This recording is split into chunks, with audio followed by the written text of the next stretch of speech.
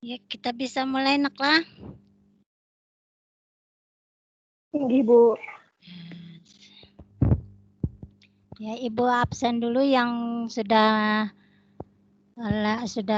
membuka join, yaitu Amalia Kartika, Ananda Hasya, Anissa Anggraini, terus Faizah Islami, Ayu Meliana, Muhammad Aji dan Nur, dan Muhammad Naufal.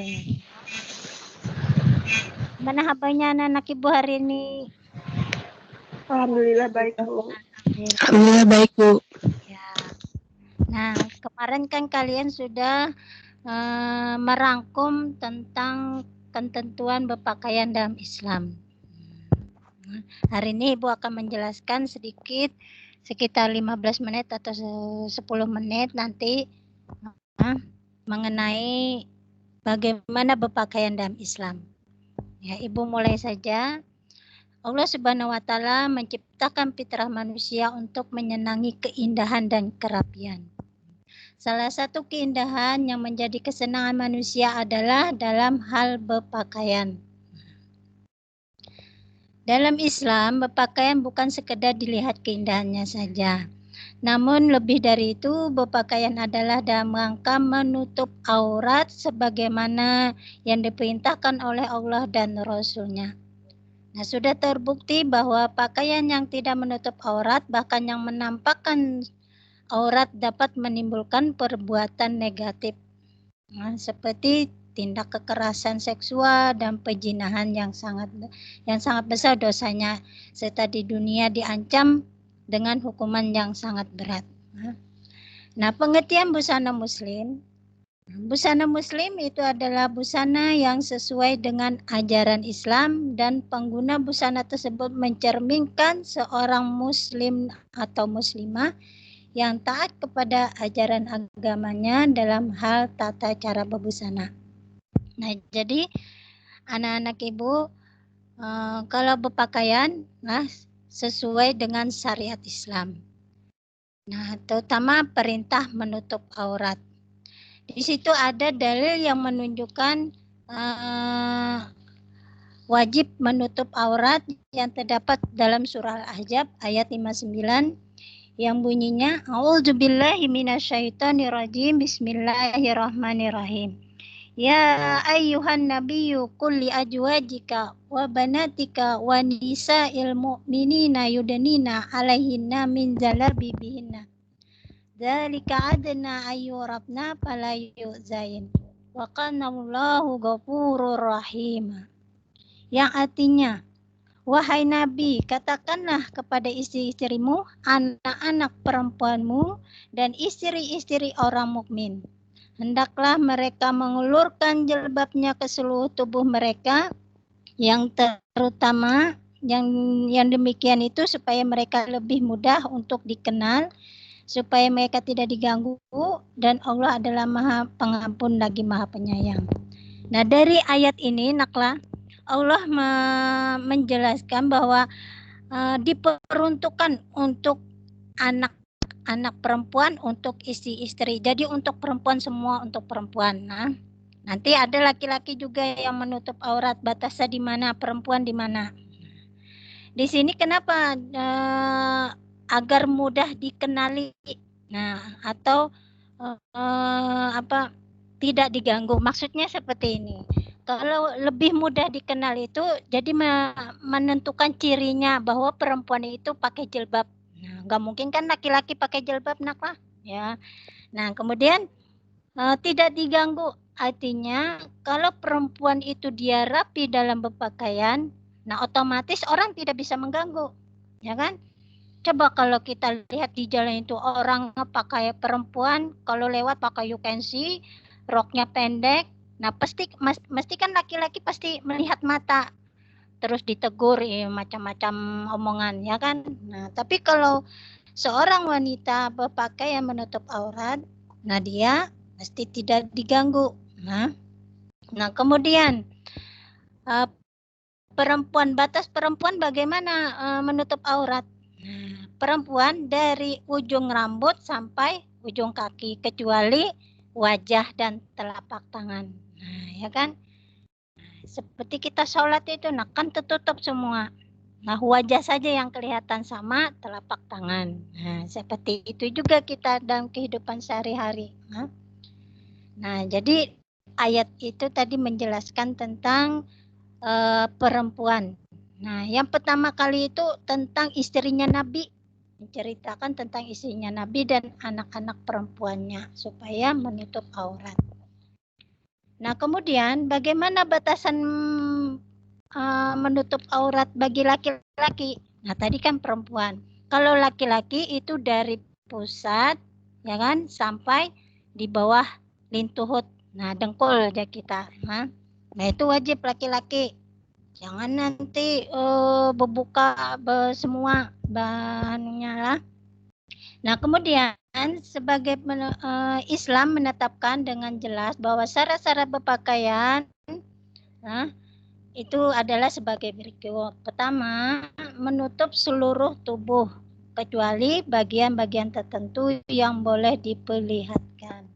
Yang kedua, pakaian itu tebal dan tidak transparan. Ya kan ada baju yang menerawang tuh nak. Nah, kalau dia menerawang itu sama dengan telanjang. Walaupun dia menutupi aurat nak, tapi terang kelihatan. Nah, itu sama dengan telanjang.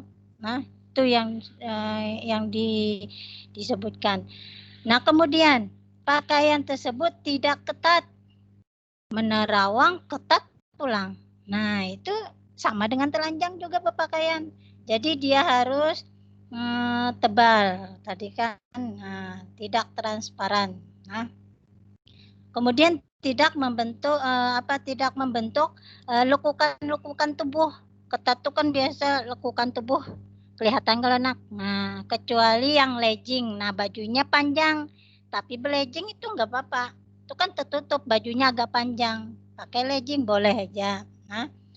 Nah, terus ketentuan berikutnya tidak menyerupai pakaian laki-laki. Nah, jadi bagi perempuan jangan menyerupai laki-laki.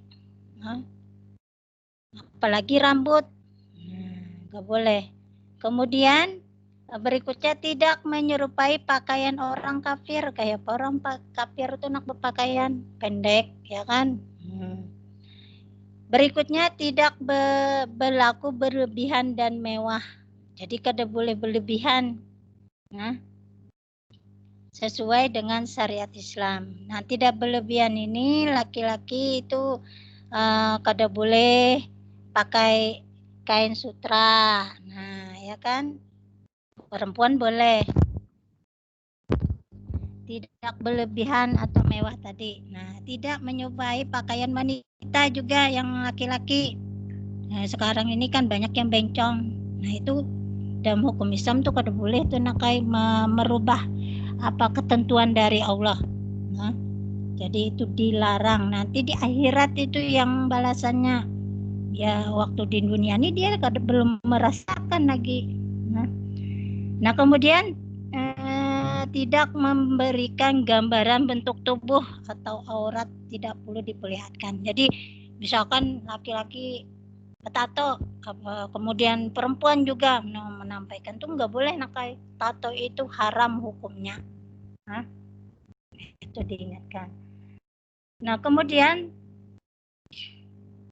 laki-laki pakaian tidak menyerupai pakaian khas pemeluk agama non-muslim. Itu nggak boleh menuruti. Nah, kan ada biasanya hari apa itu nak yang kong pacai itu apa nak? Hari apa itu nak? Imlek kabo. Nah, Imlek itu kan ada biasanya pakaian yang merah-merah itu ya kan? Nah, itu biasanya ada yang pakaiannya kan ciri khasnya merah, ya kan?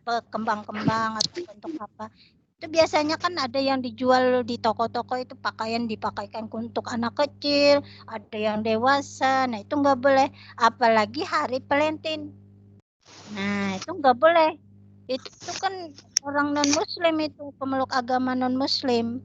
Nah jadi orang hari Valentine itu nggak boleh umat Islam merayakan. Tuh dinyatakan nak ibu, biasanya nih anak muda merayakan hari Valentine. itu nggak boleh. Nah, haram hukumnya. Nah, kemudian kita lanjutkan. Nah, selain ciri pakaian Islam yang Ibu sebutkan tadi, berpakaian bisa bernilai ibadah, nakai. Nah, jadi berpakaian itu nakai bisa bernilai ibadah. Nah, terutama kalau berpakaian itu naklah diniatkan dulu membaca doa ketika berpakaian. Tahu kalau doanya? Doa berpakaian. Alhamdulillahillazi kasani hajal kau sauba warajakni min ghairi hauli minni wala quwati. Nah, jadi berpakaian kalau kita pakaian baru Pak ucapkan alhamdulillahillazi kasani. Nah, itu. Nah, yang kedua, supaya pakaian ini menilai ibadah bagaimana? Memakai pakaian yang bersih dan rapi. Nah, terutama dalam sholat. Nah, jadi ingatkan sholat itu harus bersih, baik tempat maupun pakaian. Nah, yang ketiga, kemudian supaya pakaian itu bernilai ibadah, mendahulukan anggota badan yang kanan dulu berpakaian. Nah, jadi berpakaian itu dimulai dari kanan. Jangan dari kiri memasang celana panjang misalkan atau baju belengan. Nah, itu sebelah kanan dulu, lebih dulu didahulukan. Nah, itu ajaran Nabi, naklah ajaran sunnah Nabi. Kemudian mengenakan pakaian di tempat yang semestinya. Misalkan kalau baju ya baju. Nah, jangan kena baju diikatkan ke pinggang. Biasanya jaket diikatkan ke pinggang. Nah, kan baju itu untuk dipakai. Nah, itu tadi kalau kita kepingin berpakaian itu mendapat ibadah dari Allah Subhanahu wa taala. Nah, jadi itu anak-anak Ibu, ini sudah berapa menit? Nah, sekarang Ibu simpulkan. Nah, jadi kesimpulan kita hari ini dalam kewajiban menutup aurat. Nah, yang pertama tadi kan Ibu jelaskan menutup aurat kewajiban agama yang dijelaskan yang ditegaskan dalam Al-Qur'an. Kemudian kewajiban menutup aurat itu untuk kepentingan manusia. Nah, kewajiban kaum muslimah. Nah, dalil yang menunjukkannya menutup aurat adalah surah Ahzab ayat 59. Nah, itu saja naklah Ibu sampaikan, Ibu jelaskan. Ada yang ingin ditanyakan kah nak dulu? Ada yang ingin ditanyakan tentang kewajiban menutup aurat?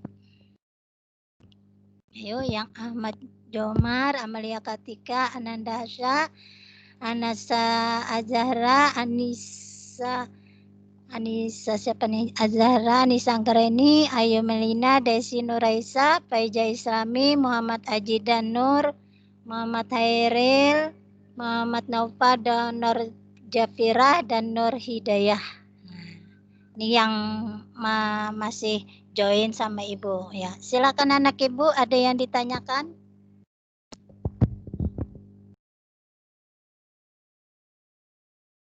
Halo, masih di situ kan anak Ibu?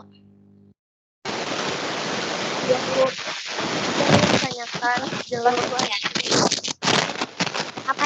Namanya kan.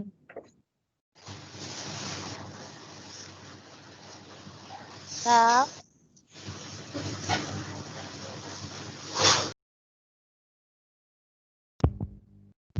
Anak Ibu ada yang ditanyakan? Ibu ulun betakun. Ya, siapa namamu nak? Amelia Kartika. Ya, Amelia. Silakan ada yang ditanyakan nak? Apa nak? Misalkan lo rambut kelihatan lo Bu dari kerudung tuh. Itu Ya. tuh udah sah Kak Bu? Iya nak. Rambut itu kan namanya aurat. Aurat itu artinya apa? Aib.